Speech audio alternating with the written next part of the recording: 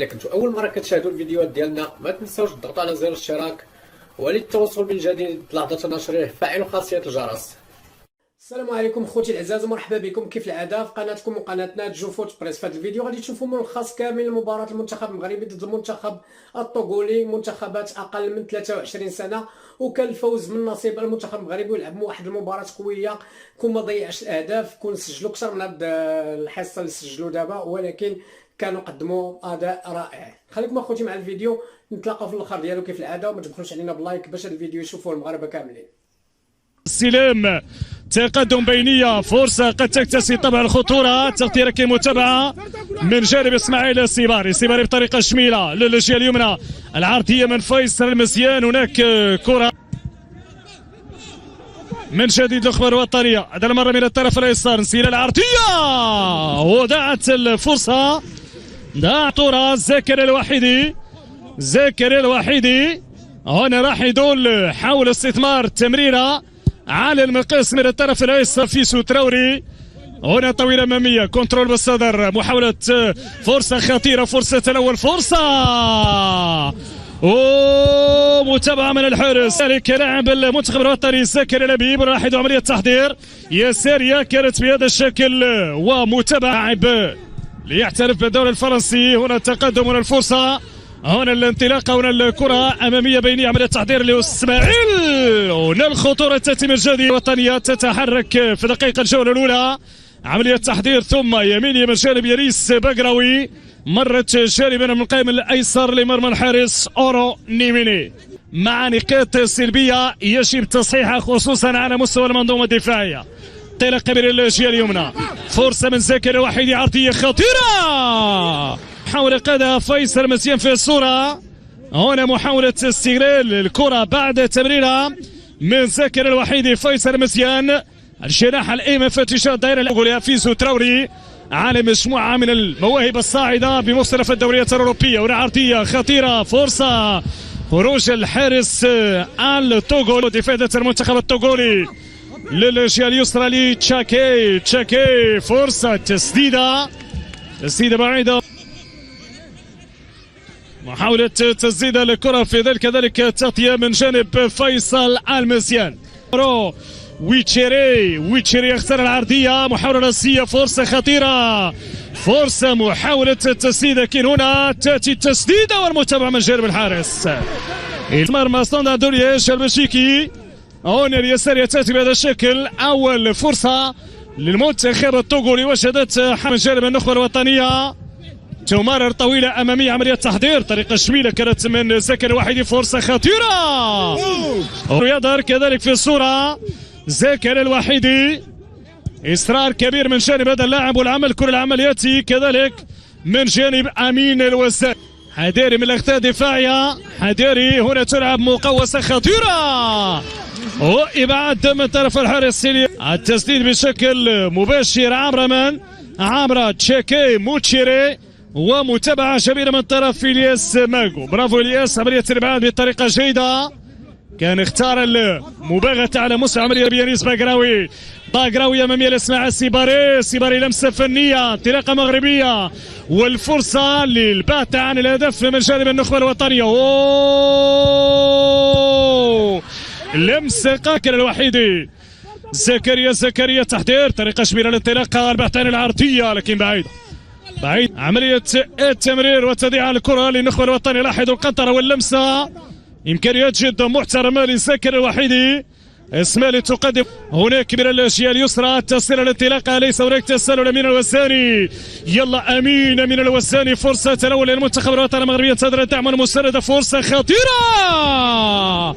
وضاعت الفرصة على اسماعيل السيباري، كاد أن يفعل اسماعيل السيباري، لاحظوا التحضير من أمين الوزاني ثم بعد ذلك اسماعيل السيباري كاد أن يفعل، اختار الحل المهاري، الحل الفني، الآن لا تراجع، الآن نحو الأمام، نحو المكاسب، نحو لقب بطولة كأس أفريقيا، اللقب الذي ينتظره الجمهور المغربي، أورو يبحث عن الدعم إلى جانبه تشاكي موتشيري، هنا تأتي العرضية من مارتين خطأ، والفرصة الهدف، الحكم قال عدم وجود الخطأ، هنا لاحظوا الارتقاء من جانب الحارس. بالفعل لم يكن هناك خطأ بتاتا، الخطأ جاء على مستوى عملية التقاط الكرة بالطرف. الياس ماغو لم يكن المنتخب التوغولي الانطلاقة، فرصة في الخطورة، توغل، تحضير، فرصة بعد عن التسديد مع سيباري.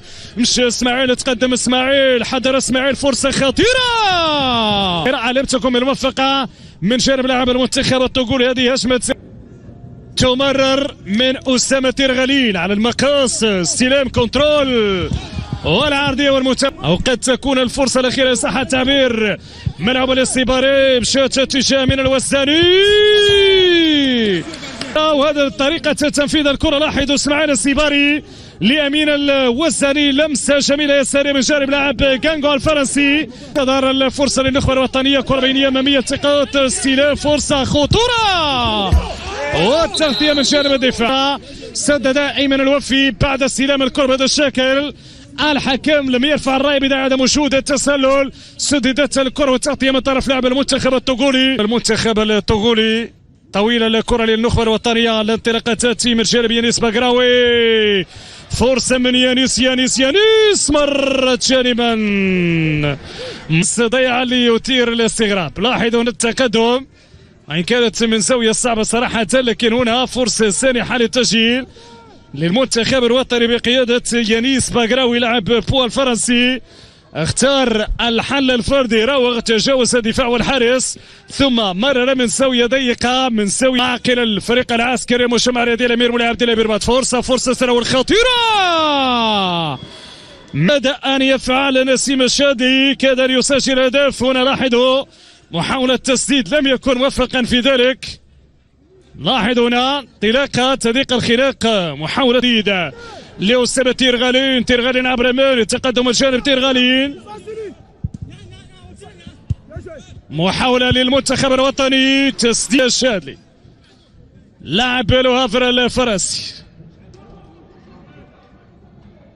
21 سنة، متر 81، والجناح أيمن في عملية التسديد. نصل الدقيقة 64 يا سادة وسيدات، 0-0. تمشي بينية أمامية، الانطلاقة، الفرصة في الخطورة ومتابعة من الحارس. ما يكسر المنتخب الوطني المغربي الجدار الدفاعي للمنتخب التوغولي. كرة من فرصة خطيرة، لمسة جات متعة، تغيير في صف المنتخب التوغولي. خرجوا أبرز عنصر أغبيميفا مارتين في انتظار لقاء الياب. بقية المواجهات الجزائر غانا هذا اليوم، هنا فرصة خطيرة في انتظار كذلك لقاء الياب بين هذين المنتخبين. إذا ربما بدأت تتضح المعالم على مستوى المنتخبات الأقرب للتأهل لنهايات. هل سيكون هناك مفاجآت، خصوصا مرير، طلق مرير لعبد الله حيمود. رائع يا حيمود، رائعة منك يا حيمود. هجومي قاده البديل في الجولة الثانية. عبد الله حيمود اختار التسديد من خارج منطقة الجزاء، وجدت أوروني ميني. عبد الله المداعمين والمساندين لجمال كوتور في مدرجات المجمع الرياضي الأمير مولاي عبد الله بيربات، على الأقل بتقديم أجمل الصور التي ارتبطت بالجمهور العالمي، الجمهور المغربي، في مباراة تجرى بشبابيك مغلقة. جول جول جول جول جول، واخيرا يا نسيم تاتي نسمة النسيم الشادلي يسجل هدف هذه المرة. تسديدة تستقر في شباك الحارس أوروني. هدف التقدم لفائدة المنتخب الوطني المغربي. نسيم تقدم، نسيم سدد أرضية ساحفة، هذه المرة تبغى الدفاع وحارس مرمى المنتخب التوغولي لتمنح هدف لفائدة المنتخب الوطني المغربي في حدود الدقيقة 86. يلا ربما استشعر أنه الحديث عن وصول الأطلس، عن قمة الغد، وذلك يعني ما كانش حل الآن سوى الوصول لشباك المنتخب التوغولي من أجل تسجيل الهدف اللي كان ينقص المباراة بالنسبة للمنتخب الوطني المغربي. المجموعة انتصار يرفع من المعنويات، وهدف يرفع من المعنويات، يخلي فرصة إضافة الثانية كمان. توصل أيمن مرير